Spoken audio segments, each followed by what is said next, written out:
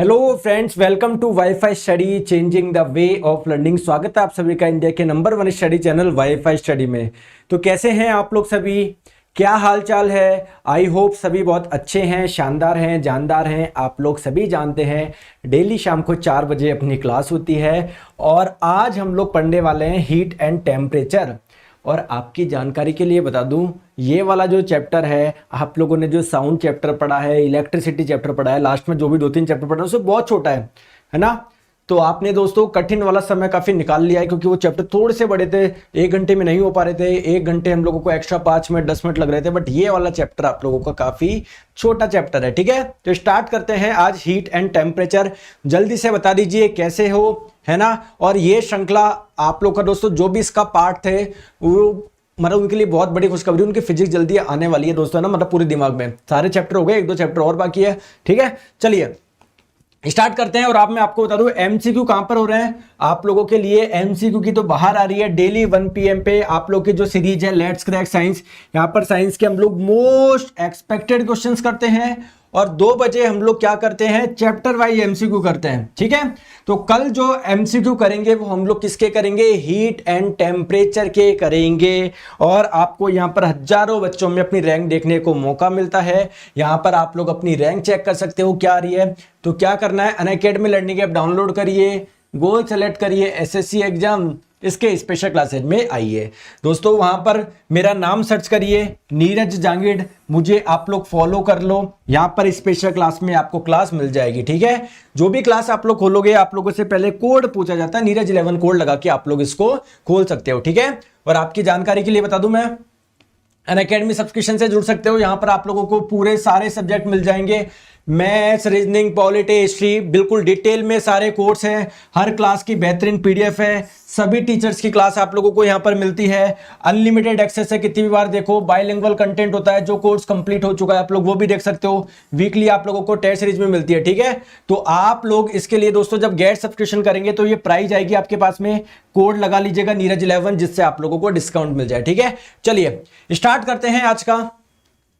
थोड़ा जल्दी जल्दी बगराज, चलो स्टार्ट करते हैं टेम्परेचर एंड हीट। तो दोस्तों अपनी जो ये सीरीज चल रही है हैवी ड्राइविंग श्रृंखला, जिसमें आप लोग हैवी ड्राइवर बनने का प्रयास कर रहे थे, आज आप लोगों का जो प्रयास है थोड़ा सा और करना पड़ेगा, जिससे हमारी जो साइंस वाला पार्ट है वो बहुत अच्छा हो जाए। और आज हम लोग पढ़ेंगे टेम्परेचर एंड हीट, यानी तापमान एवं ऊष्मा, या हीट एंड टेम्परेचर बोल दीजिए, दोनों के बारे में हम लोगों को समझना है। तो स्टार्ट करें, बताओ।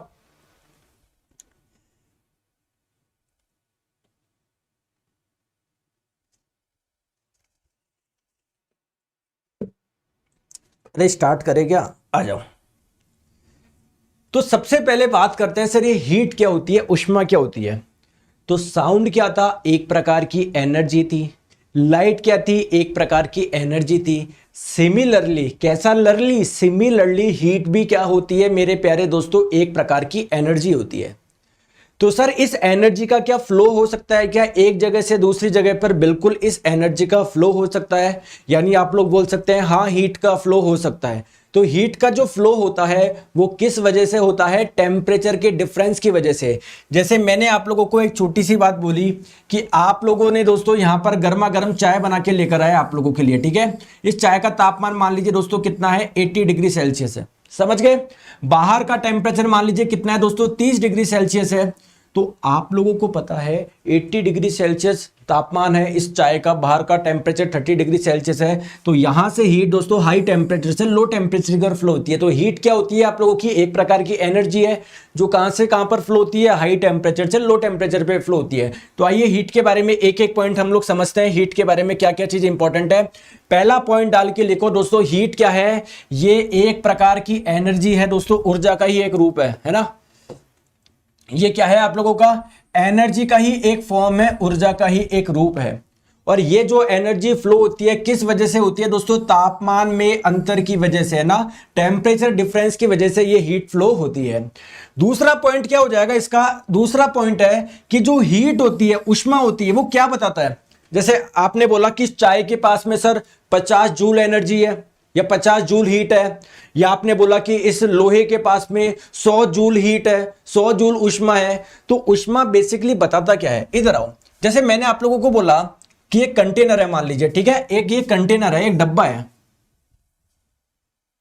ना, ये क्या है, एक कंटेनर है, एक डब्बा है, इसमें क्या है, कोई गैस है, कोई सी भी गैस मान लीजिए आप लोग, हाइड्रोजन गैस मान लीजिए या हीलियम गैस मान लीजिए, तो उस गैस के क्या मॉलिक्यूल्स होंगे के अंदर, बिल्कुल मॉलिक्यूल्स होंगे। और आपको पता है गैस के जो मॉलिक्यूल्स होते हैं ना, वो रैंडम मोशन करते हैं। रैंडम का मतलब क्या है, अपनी इच्छा से कोई कहीं भी भग रहा है, ये यहां पर भग रहा है, ये यहां पर भग रहा है, ये यहां पर भग रहा है, ये यहां पर भग रहा है। कहानी क्लियर है क्या? तो आप लोग दोस्तों इस मॉलिक्यूल को उठाओ, ये जो मॉलिक्यूल है, लेट सपोज इसका मास क्या है, इसका जो द्रव्यमान है वो मान के चलिए आप लोग m है, ठीक है। और अगर ये मोशन कर रहा है, गति कर रहा है, तो इसके पास में कोई ना कोई वेलोसिटी भी होगी, समझ गए?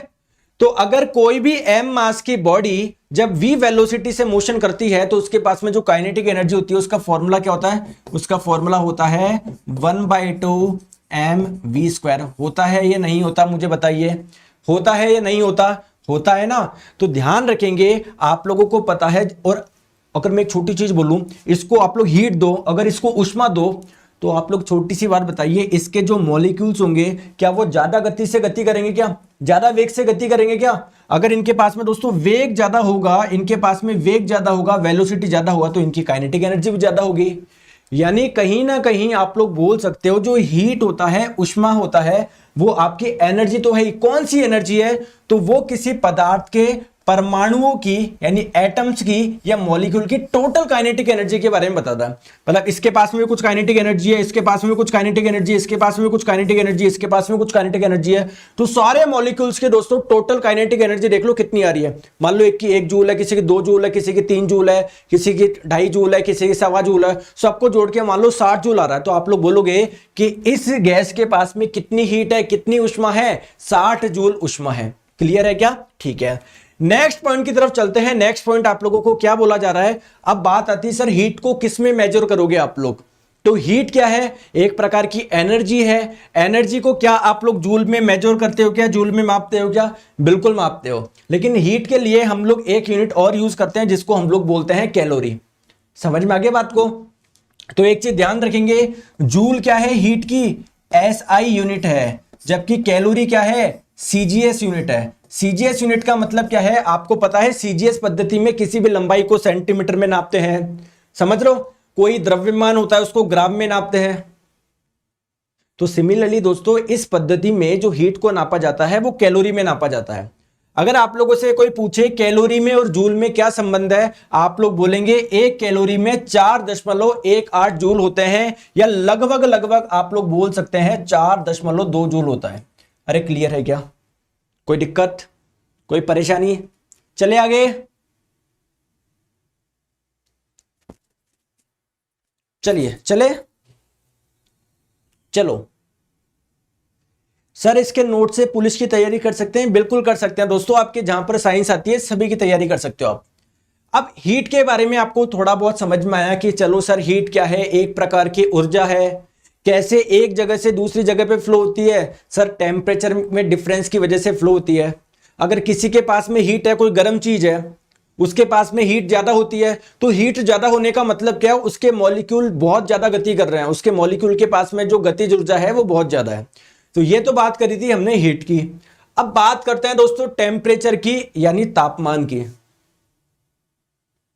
ठीक है, चलिए तो बात करते हैं टेम्परेचर की, यानी तापमान की। तो टेम्परेचर क्या होता है दोस्तों? टेम्परेचर किसी भी वस्तु का तापमान। जैसे कि मैंने आप लोगों को बोला कि आपके घर में मान लीजिए कोई भी लोहा रखा है, आपने बोला इस लोहे का तापमान अभी मान लो 25 डिग्री सेल्सियस है, या मान लीजिए अभी आप लोग बोल रहे हो सर अभी इस लोहे का तापमान 60 डिग्री सेल्सियस है। तो 25 डिग्री सेल्सियस है या फिर 60 डिग्री सेल्सियस है, वो टेम्परेचर से क्या रिप्रेजेंट हो रहा है दोस्तों? टेम्परेचर आप लोगों को बताता है किसी भी वस्तु का जो तापमान होता है, किसी भी ऑब्जेक्ट का जो टेम्परेचर होता है, वो उसके गर्म होने की डिग्री को बताता है ना, डिग्री ऑफ हॉटनेस बताता है। मतलब कौन कितना गर्म है ये किससे पता पड़ता है? उसके टेम्परेचर से पता पड़ता है। सिंपल सी बात है। अगर आप लोग बोलेंगे दोस्तों इसका तापमान आप लोगों ने नाप के देखा, मान लो आ रहा है 400 डिग्री सेल्सियस, इसका तापमान माप के देखा आपको आ रहा है 0 डिग्री सेल्सियस, तो जिसका तापमान ज्यादा होता है वो वस्तु क्या होती है? हॉट होती है। बिल्कुल बच्चों वाली चीज हो गई है है ना, ये तो बच्चों वाली चीज हो गई। लेकिन अब हम लोग ऐसे थोड़ी बोलेंगे, तो बच्चा बच्चा जानता है। टेम्परेचर के बारे में कुछ और चीज बताओ, बिल्कुल और कुछ चीज बताना, इधर आओ। जैसे मान लो ये आपका कोई कंटेनर है ना, कोई डब्बा है, इसके अंदर क्या है, कोई गैस है, गैस के मॉलिक्यूल्स है बहुत सारे। तो गैस के मॉलिक्यूल्स रैंडम मोशन करता है, कोई कहां पर, कोई कहां पर, कोई कहां पर, कोई कहां पर, ठीक है। आपने क्या लगाया यहां पर, थर्मोमीटर लगाया, और थर्मोमीटर लगा के देखा कि अंदर का तापमान कितना है, 30 डिग्री सेल्सियस है। ये बात क्लियर है क्या? ठीक है। अब आप लोगों से पूछा जाए कि यार ये 30 डिग्री सेल्सियस बेसिकली बता क्या रहा है आपको। तो जैसे मान लीजिए दोस्तों, ये कुछ इसका कुछ द्रव्यमान होगा, मान लीजिए m1, इसका कुछ द्रव्यमान होगा m2, इसका कुछ द्रव्यमान होगा m3, इसका कुछ द्रव्यमान होगा m4, इसका कुछ वेग होगा मान लो v1, इसका कुछ वेग मान लो v2, इसका वेग मान लो v3, इसका वेग मान लो v4। तो इसकी काइनेटिक एनर्जी निकाल लो, इसकी काइनेटिक एनर्जी निकाल लो, इसकी निकाल लो, इसकी निकाल लो। तो सभी मॉलिक्यूल्स की जब काइनेटिक एनर्जी आप लोग निकालोगे और सबका टोटल करोगे, सबका टोटल करोगे, तो टोटल काइनेटिक एनर्जी यानी कुल गतिज ऊर्जा किसके बराबर होती है, कि इसके पास में कितना हीट है, इसके पास में कितना ऊष्मा है। तो ये तो बात अभी हमने डिस्कस करी थी हीट के बारे में। लेकिन अगर आप लोगों से पूछा जाए टेम्परेचर क्या है, तो दोस्तों जो एवरेज काइनेटिक एनर्जी होती है ना, एवरेज का मतलब क्या होता है, औसत, औसत, उसी को हम लोग क्या बोलते हैं, टेम्परेचर बोलते हैं। सर समझ में नहीं आया। जैसे मान लो इसके पास में काइनेटिक एनर्जी मान लो 2 जूल थी, इसके पास में मान लो 2 जूल थी, इसके पास में मान लो 3 जूल थी, इसके पास में मान लो 6 जूल थी, इसके पास में मान लो 8 जूल थी। तो अगर मैं आपसे पूछूं इसके पास में कितनी हीट है, तो आप लोग क्या बोलोगे, 8 और 3 11 और 2 13 और 6 19। तो आप लोग बोलोगे इसके पास में टोटल जो हीट है वो 19 जूल है। लेकिन अगर मैं आप लोगों से पूछूं इसका टेम्परेचर कितना है, क्लियर, तो टोटल कितनी थी आपके पास में, 19 थी। लेकिन आपको टोटल नहीं निकालनी, आपको एवरेज निकालनी, तो 19/4 करो, तो जो आएगा वो इसका क्या हो जाएगा, टेम्परेचर हो जाएगा। तो बस आप लोग ये ध्यान रखेंगे, जो टेम्परेचर होता है वो क्या होता है, एवरेज काइनेटिक एनर्जी होती है, यानी औसत गतिज ऊर्जा होती है। और जबकि टोटल काइनेटिक एनर्जी जो होती है उसको हम लोग क्या बोलते हैं, हीट बोलते हैं, ऊष्मा बोलते हैं। बात क्लियर है क्या? चले आगे, चले आ जाओ। नेक्स्ट हम लोग बात करते हैं टेम्परेचर के बारे में कुछ और इंपॉर्टेंट चीज। देखो एक चीज मुझे खुद बताओ, एक चीज आप लोग मुझे खुद बताओ, इधर आओ, इधर आओ। देखो जैसे मान लीजिए ये फिर से मैं वही एग्जांपल लेता हूं, एक कंटेनर थी, इस कंटेनर में गैस थी, तो गैस के मॉलिक्यूल्स थे, क्लियर है क्या, गैस के मॉलिक्यूल्स थे। ध्यान से आप लोग समझना, ये मोशन कर रहा था, कोई कहां भग रहा था, कोई कहां पर भग रहा था, कोई कहां पर, कोई कहां पर। मैंने इसको नीचे से गर्म किया रहा, इसको हीट करी, इसको मैंने हीट दी, इसको मैंने ऊष्मा दी। अब क्वेश्चन आता है कि आपको कैसे पता पड़ा कि आपने इसको ऊष्मा दी। हम लोगों ने देखा जब मैंने इसको हीट दी, मैं तो सिंपल सी बात कर रहा हूं, मैंने इसको गैस के ऊपर रख दिया, नीचे से आग लगा दी, नीचे से आग लगा दी, तो मैंने देखा कि जो मॉलिक्यूल्स हैं दोस्तों तेज गति से, है ना, तेज वेग से गति कर रहे हैं। अब इनकी जो वेलोसिटी है, अब जो इनका वेग है वो बढ़ गया है, यानी वो ज्यादा वेग से गति कर रहे हैं। तो क्या इनकी काइनेटिक एनर्जी ज्यादा आएगी क्या? क्या इनकी टोटल काइनेटिक एनर्जी ज्यादा होगी क्या? इसका मतलब सर इनके पास में हीट आई है, इसके पास में ऊष्मा आई है। कहानी क्लियर है? पर आप लोगों को यह भी पता है अगर टोटल काइनेटिक एनर्जी बढ़ रही है तो कहीं ना कहीं दोस्तों एवरेज काइनेटिक एनर्जी भी बढ़ेगी, औसत गतिज ऊर्जा भी बढ़ेगी, यानी टेम्परेचर भी बढ़ेगा। तो अगर किसी वस्तु को आप लोग हीट देते हो, ऊष्मा देते हो, अगर किसी को आप लोग हीट देते हो, ऊष्मा देते हो, तो इसका मतलब क्या होता है, आप लोग उसका टेम्परेचर बढ़ा रहे हो, आप उसका टेम्परेचर बढ़ा रहे हो। आइए इधर देखते हैं। जैसे मान लीजिए ये आप लोगों का कोई पदार्थ है ना, कोई भी आप लोग पदार्थ मान लो, लोहा मान लो, सोना मान लो, चांदी मान लो। तो देखो ये लोहे के एटम मान लो, एक ये रहा, एक के पास वाला एटम, ये एटम, ये एटम, ये एटम, ये बहुत सारे एटम है। यहां पर भी देखो, यहां पर भी देखो। तो आप लोग देखते हैं जब तापमान कम था, देखो यहां पर रेड कलर का साइन कहां पर आ रहा है, केवल 5 पे आ रहा है, 5 डिग्री सेल्सियस पे। यहां पर रेड कलर का साइन कहां पर आ रहा है, 20 डिग्री सेल्सियस पे आ रहा है, और यहां पर कहां पर आ रहा है, 40 डिग्री सेल्सियस पे आ रहा है। तो अगर आप लोग टेम्परेचर बढ़ाते हो किसी भी वस्तु का, किसी भी पदार्थ का, तो उसके जो गति होते हैं ना, मॉलिक्यूल्स की जो गति होती है या उसके एटम्स की जो गति होती है वो बढ़ जाती है। आप लोग देख सकते हो यहां पर गति कम हो रही है, यहां पर गति ज्यादा हो रही है।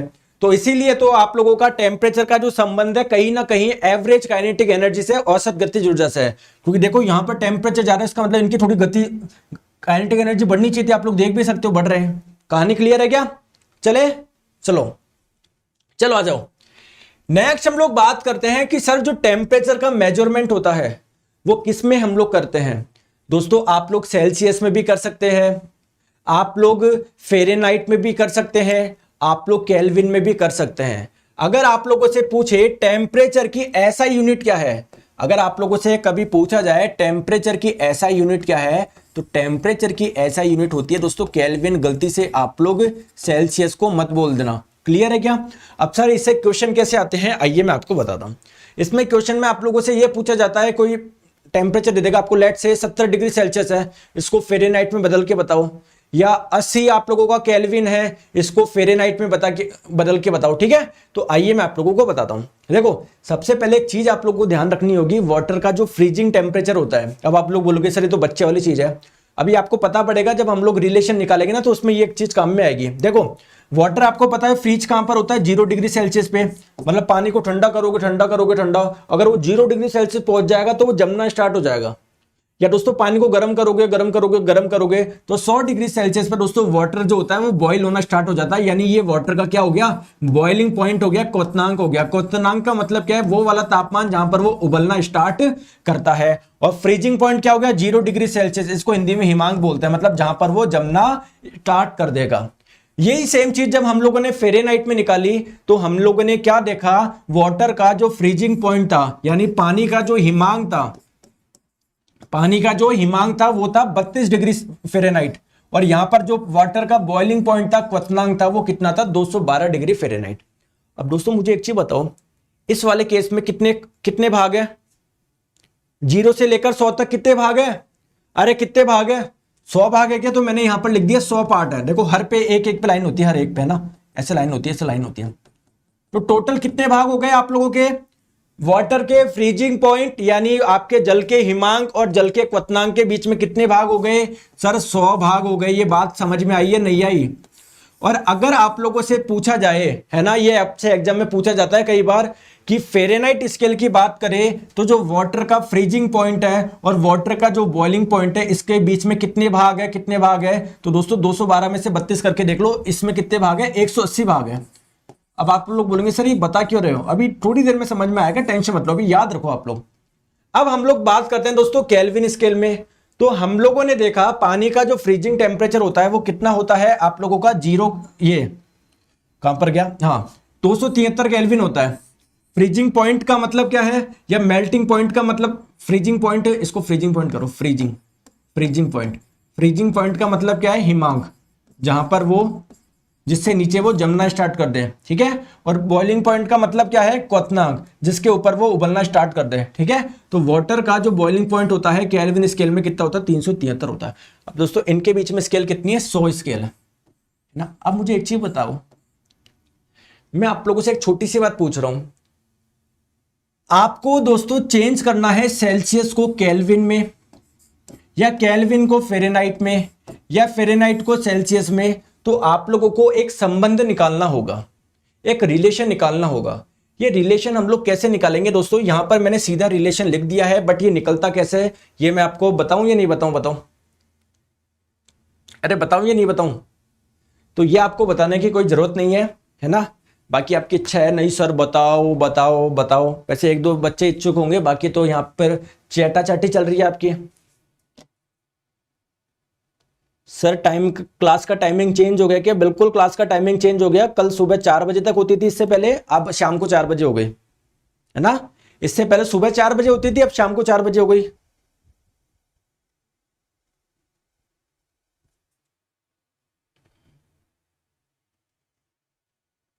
क्लास की टाइमिंग यही तो थी, बताओ।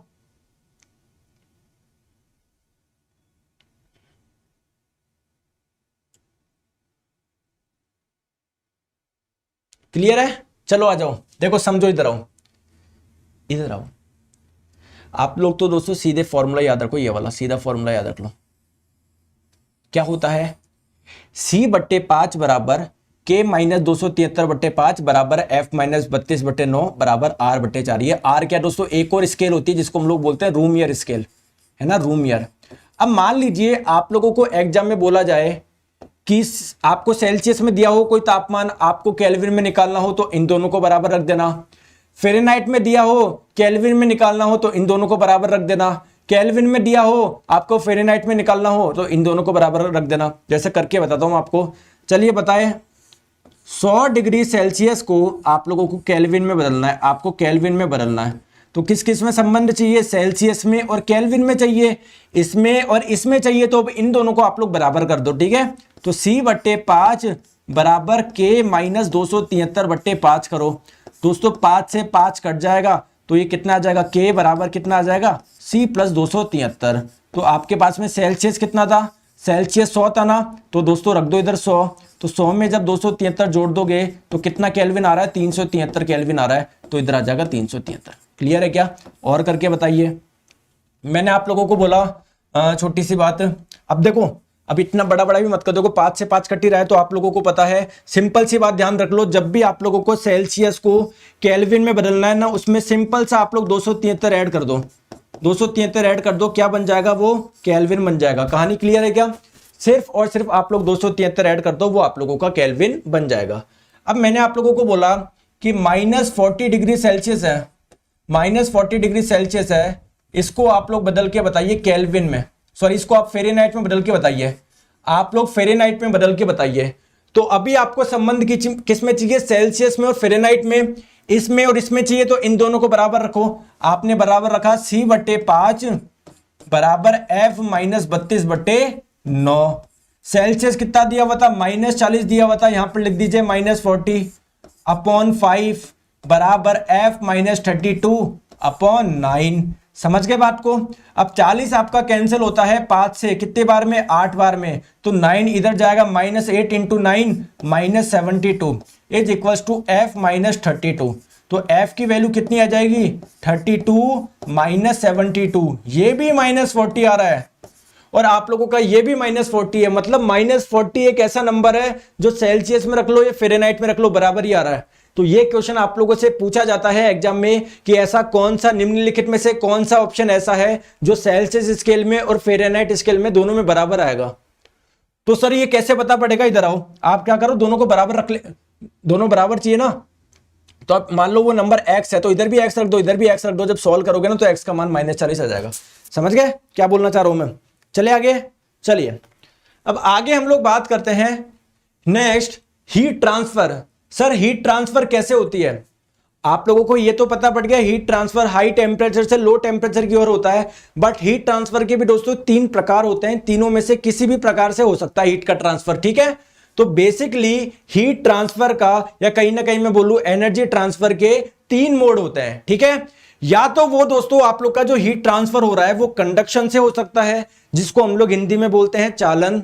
या जो हीट ट्रांसफर हो रहा है वो कन्वेक्शन से हो सकता है, जिसको हिंदी में हम लोग बोलते हैं संवहन।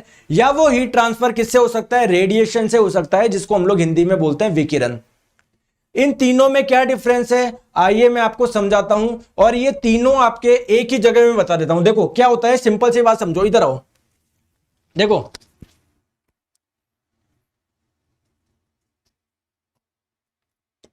देखो सिंपल सी बात समझते हैं, कंडक्शन, कन्वेक्शन और रेडिएशन में क्या डिफरेंस है। इधर आओ। यहां पर दोस्तों क्या जल रही है? आग जल रही है। यहां से एक व्यक्ति हाथ तप रहा है ना, हाथ लगा रखा है, सर्दी का समय, एक यहां पर लगा रखा है और एक मान लीजिए कुछ ऐसा कर रहा है। अब मैं आपको तीनों के एग्जांपल देता हूं। सबसे पहले मैं एग्जांपल देता हूं कंडक्शन, चालन। देखिए दोस्तों, ये मान लो ये एक आयरन की रॉड है, ये आयरन की रॉड है, लोहे की एक छड़ है। लोहे की छड़ में बहुत सारे लोहे के एटम होंगे, क्या बताओ? अरे बहुत सारे, क्या आयरन के एटम होंगे? क्या लोहे के एटम होंगे? क्या लोहे के परमाणु होंगे? क्या बताओ? अरे बताओ, होंगे क्या? ठीक है। अब आपने क्या किया दोस्तों, यहां से गर्म करा, यहां से क्या करा आपने? हीट करा, यहां से गर्म करा। तो आप लोग देखते हैं कि लोहे का ये वाला जो किनारा है ना, ये वाला जो एंड है वो भी गर्म हो जाता है। आपने तो यहां पर हीट दी थी, आपने तो उष्मा इस वाले एंड पे दी थी। ये जो उष्मा यहां से यहां पर कैसे पहुंची? कैसे पहुंची? तो यहां से यहां पर जो हीट पहुंची वो कौन से मोड से पहुंची? कंडक्शन से पहुंची है, चालन से पहुंची है। कैसे पता पड़ा कंडक्शन से पहुंची है, चालन से पहुंची है? आइए मैं आप लोगों को समझाता हूं।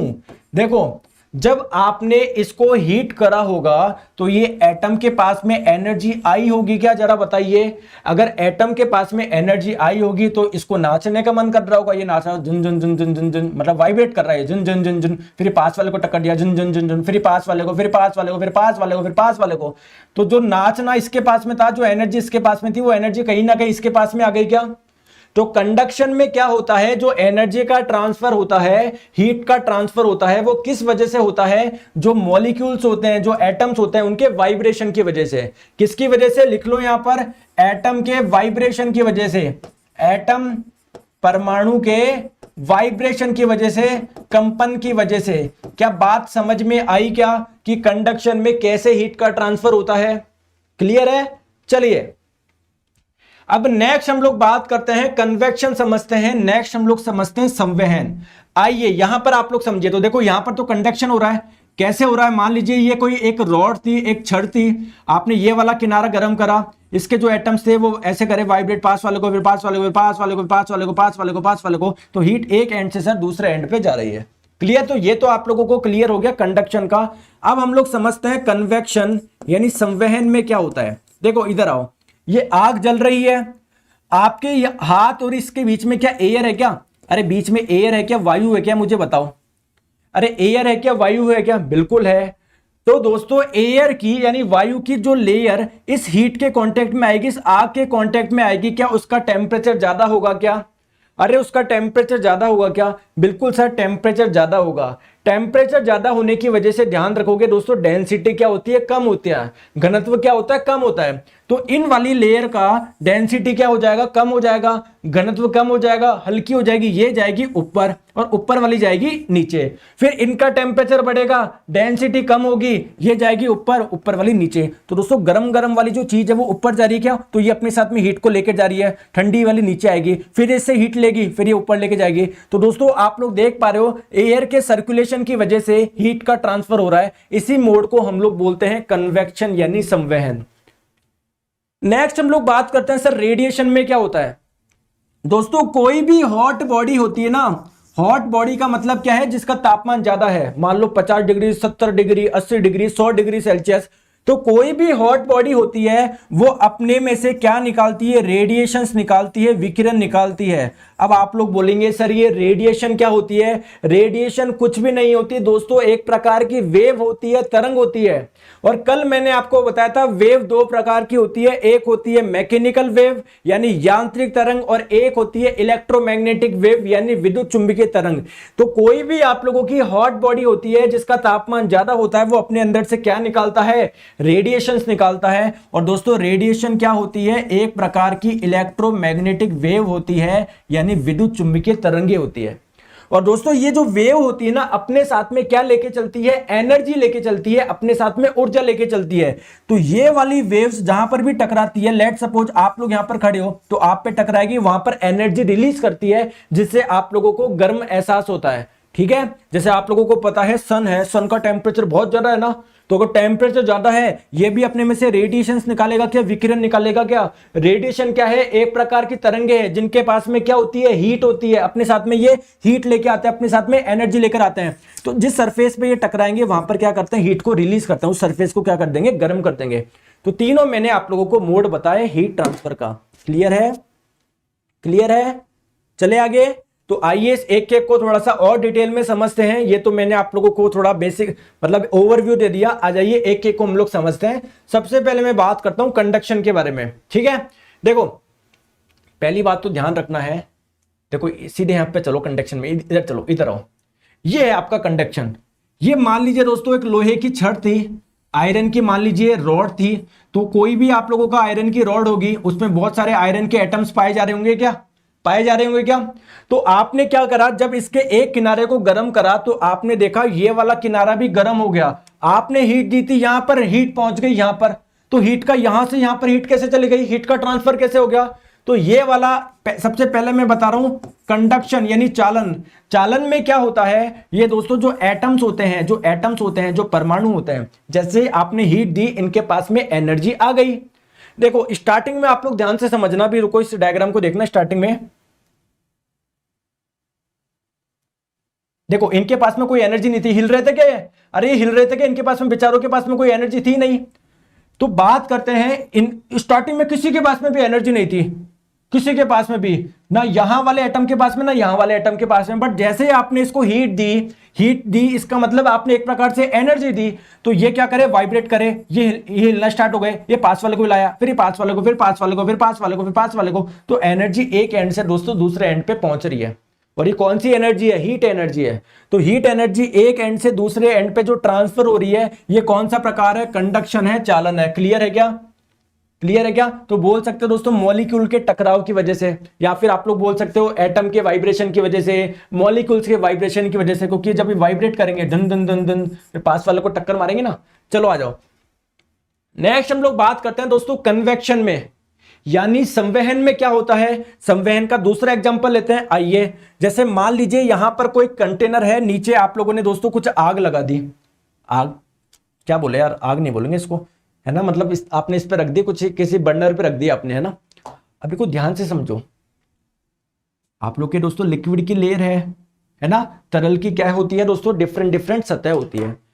तो जो आप लोगों का लिक्विड कांटेक्ट में आएगा इस कंटेनर के, इस पात्र के, तो उसका टेम्परेचर क्या होगा? ज्यादा होगा। मैंने अभी आपको बताया टेम्परेचर ज्यादा होने से डेंसिटी होती है कम, यानी वो पानी की सतह क्या होगी? हल्की होगी। तो वो आएगी दोस्तों कहां पर? ऊपर की तरफ। देखो रेड वाला क्या है? ये रेड बता रहा है गर्म वाला, और ये ब्लू वाला ठंडा वाला। तो जो नीचे जो गरम गरम लेयर होगी, अब वो जाएगी ऊपर, और जो ऊपर ठंडी वाली है वो आएगी नीचे। क्लियर? फिर उसका तापमान बढ़ेगा, टेम्परेचर बढ़ेगा। टेम्परेचर बढ़ने की वजह से डेंसिटी कम होता है, घनत्व कम होता है, यानी हल्की होती है। वापस ये जाएगी ऊपर और भारी वाली आएगी नीचे। तो क्या यहां पर वाटर का सर्कुलेशन हो रहा है क्या? और दोस्तों इसी सर्कुलेशन की वजह से हीट का ट्रांसफर हो रहा है, इसी सर्कुलेशन की वजह से हीट का ट्रांसफर हो रहा है। तो ध्यान रखेंगे कन्वेक्शन में जो हीट का ट्रांसफर होता है वो किस वजह से होता है? मैटर के, है ना, मैटर के फ्लो होने की वजह से, पदार्थ की गति की वजह से होता है, पदार्थ की गति की वजह से होता है। जबकि कंडक्शन में ऐसा नहीं है, जो आप लोग के एटम्स है वो अपनी जगह पर है, ऐसा नहीं है ये जाके उधर जाके एनर्जी देकर आ रहा है, ये अपनी जगह पे वाइब्रेट कर रहा है। जबकि कन्वेक्शन में क्या होता है? पदार्थ एक जगह से दूसरी जगह पर जा रहा है एनर्जी देने। क्लियर है? नेक्स्ट हम लोग बात करते हैं रेडिएशन की।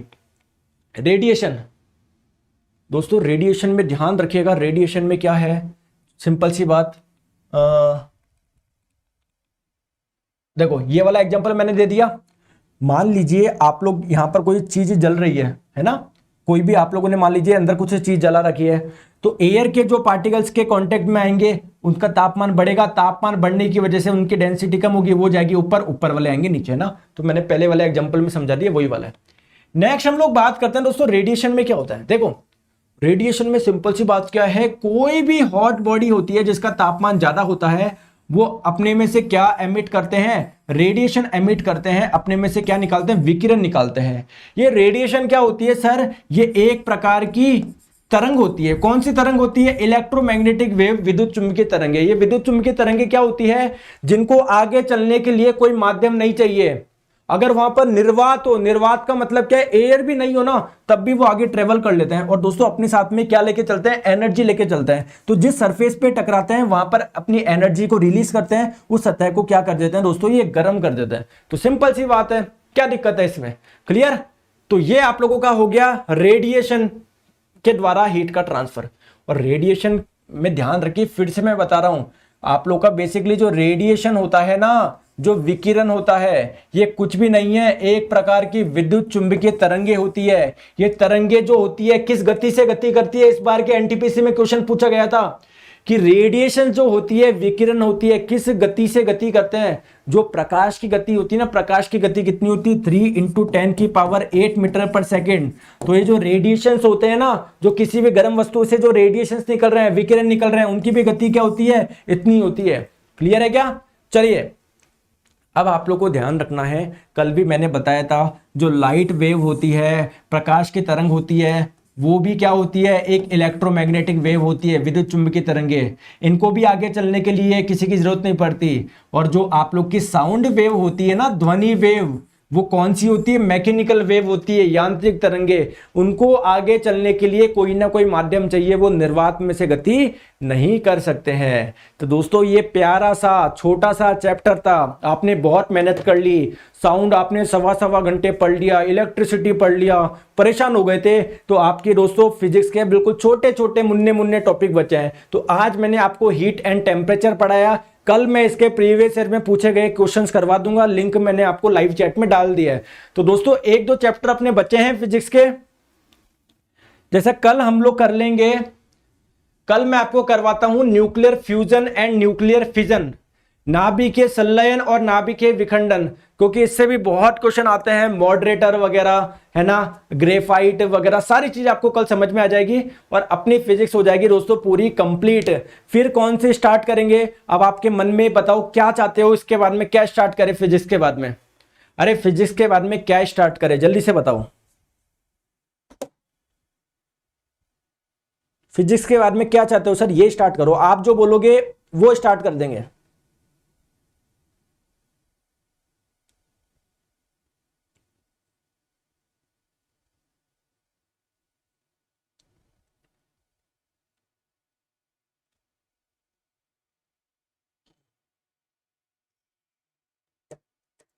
बताइए sir. Latent and specific heat मेरे प्यारे दोस्तों वो केमिस्ट्री में आता है, रसायन विज्ञान में आता है, ठीक है। जो लेटेंट हीट आप बोल रहे हो ना और जो स्पेसिफिक हीट बोल रहे हो वो कहां पर आता है? वो रसायन विज्ञान में आता है। देखिए दोस्तों यहां पर मैक्सिमम बच्चे बोल रहे हैं सर केमिस्ट्री पढ़ाओ। तो देखो आपकी एक जानकारी के लिए बता दूं, पहले तो मुझे तो बायोलॉजी क्यों नहीं पढ़नी है, पहले तो बायोलॉजी का जवाब दो, फिर मैं बताऊंगा केमिस्ट्री में क्यों नहीं पढ़ाऊंगा। पहले तो आप लोग जवाब दीजिए बायोलॉजी का कि सर मैं बायोलॉजी इसलिए नहीं पढ़ना चाहता। मैं क्यों, आपकी प्रेफरेंस क्यों? 80% बच्चे बोल रहे हैं सर केमिस्ट्री स्टार्ट करो, क्यों केवल 20% बोल रहे हैं सर बायोलॉजी स्टार्ट करना फिजिक्स के बाद में? पहले तो आप लोग अपना कारण बताओ, फिर तभी तो समझ में आएगा ना इतने बच्चे क्यों बोल रहे हैं केमिस्ट्री केमिस्ट्री केमिस्ट्री।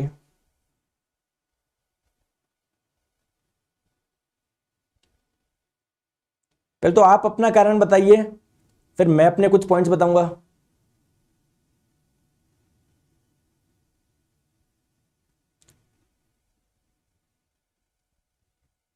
पूजा सिंह जी बोल रहे हैं सर आपने समतापी प्रोसेस नहीं बताया और ऐसे ऐसे ऐसे कर रही है वो।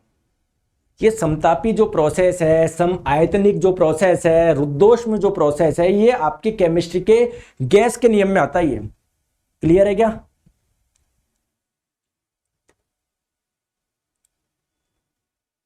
बायो चल रहा है, ओके बहुत अच्छा। हाँ देखो अच्छे अच्छे पॉइंट बताओगे तो मुझे कि सर बायोलॉजी चल रहा है, बहुत अच्छी बात है सर। बायोलॉजी सुबह 9:30 बजे चल रही है, बहुत अच्छी बात है सर। बायोलॉजी आप पढ़ चुके हैं सर, सुबह 9:30 बजे मैंने पढ़ा है। अच्छा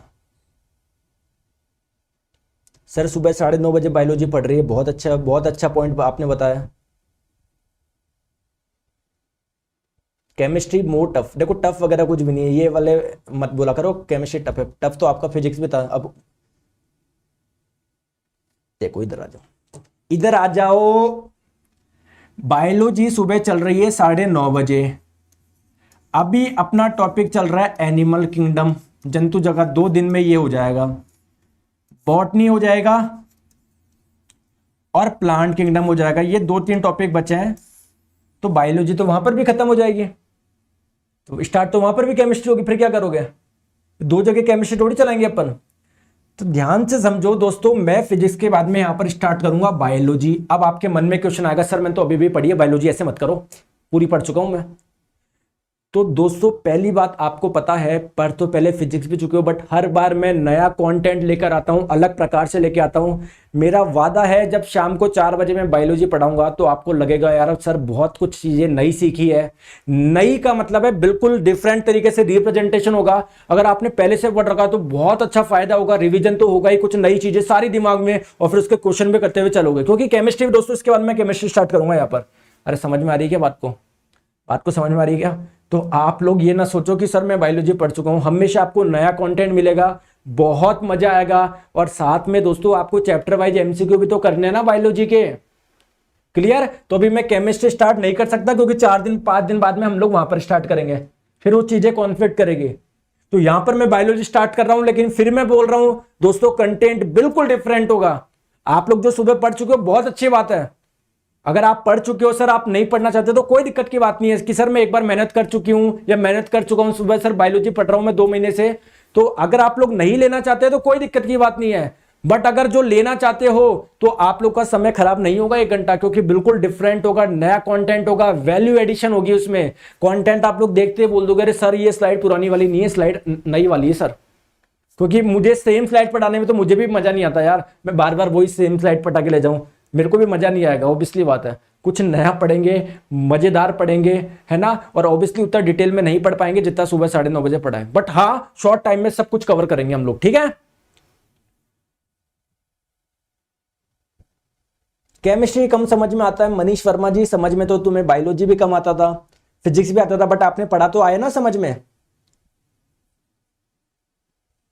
तो बायोलॉजी पूरा रिवाइज हो जाएगा, बिल्कुल मजे आ जाएंगे। फिर इसके बाद में केमिस्ट्री यहाँ पर पढ़ेंगे, केमिस्ट्री का रिवाइज कर लेना यार, बिल्कुल हीरो बन जाना, हेवी ड्राइवर बनना है ना आपको। चलो तो बायोलॉजी के चैप्टर वाइज चैप्टर अब हम लोग स्टार्ट करेंगे। अभी तो कल 1-2 चैप्टर बचे हैं फिजिक्स के, फिर बात करेंगे आगे के, ठीक है दोस्तों। तो 2 बजे हम लोग चैप्टर वाइज एमसीक्यू करते हैं। कल मैं आपको करवा दूंगा हीट एंड टेम्परेचर के सारे एमसीक्यू। और आप लोगों को दोस्तों मैं जानकारी के लिए बता दूं, ये जो क्लास है बिल्कुल रामबाण है आपके लिए, ये दोनों ही क्लास। अगर देखो कहीं पर होता क्या है, कहीं पर चिन्नी चिन्नी चीजें छूट भी जाती है ना, आपसे भी छूट गई हो, आपसे गलती हो रही हो, ये क्लास लो, ये वाली क्लास लो, सब कुछ आप लोग का छोटी छोटी मिस्टेक भी आपकी एलिमिनेट हो जाएगी। 2 बजे तो मैं आपको चैप्टर वाइज एमसीक्यू करवाता हूं। तो क्या करना है, अनअकैडमी लर्निंग ऐप डाउनलोड करें, गोल सेलेक्ट करें, एसएससी एग्जाम्स इसके स्पेशल क्लासेज में आइए दोस्तों, मेरा नाम सर्च करिए नीरज जांगेड़, मुझे फॉलो करो, स्पेशल क्लास में आपको क्लास मिल जाएगी।